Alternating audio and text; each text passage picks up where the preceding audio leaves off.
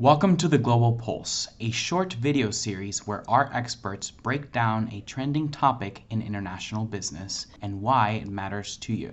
Last week I watched with great fascination and considerable pride as India's unmanned spacecraft Chandrayaan-3's Vikram lander made a picture-perfect landing on the surface of the moon. I was one of 8 million concurrent viewers watching the Indian Space Research Organization's YouTube channel. This broke the previous YouTube record for a World Cup football match between Brazil and South Korea. This scientific expedition is noteworthy for a number of reasons. It makes India just the fourth country to land a craft on the moon. It's the first successful landing in the moon's southern polar region. The Luna 25 mission from Russia to the same region failed recently. In exploring this new region, there's an important scientific component to the mission. There has been some speculation that there may be water present in the craters of the South Pole region, brought there by crashing asteroids.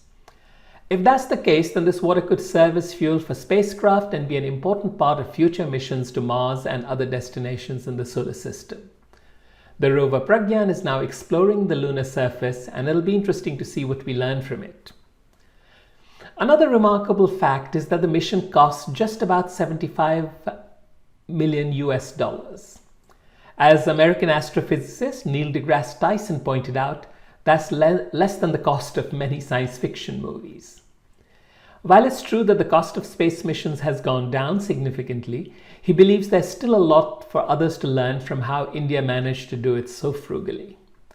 This is important because lower cost missions mean we can have more missions launching into space, and we can accept a higher rate of failure for space missions. It's interesting to note that India has a long history in space research. Its space program was launched in 1962, not long after India got its independence from Great Britain. An overarching national goal then was self-sufficiency. Indeed, I'm old enough to remember when an Indian-made satellite, Aryabhat, was placed in geostationary orbit in 1975. That satellite was launched from the former Soviet Union. The first Indian launch of a satellite was in 1980. The Indian satellite system has had a major role to play in extending the reach of television to every corner of the country, to enormous social impact. So the moon is suddenly all the rage. Japan is set to launch its own lunar probe, the Smart Lander for investigating the moon, or SLIM, any day now. South Korea has a mission planned for later in the year, and other countries including Canada, Israel, Mexico have their sights set on the moon, as have some US companies.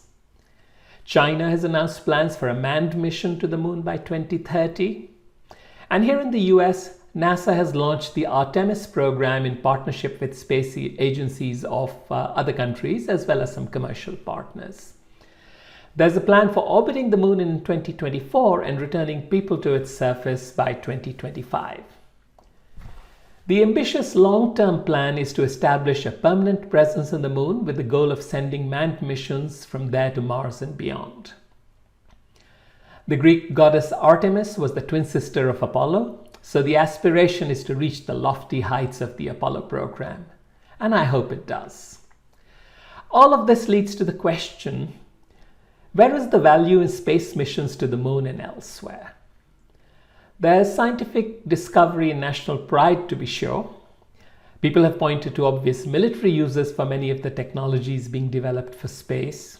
And there are geopolitical motivations. There's been some commentary to the fact that the new bipartisan support for the space program in the US can at least in part be ascribed to competition with China.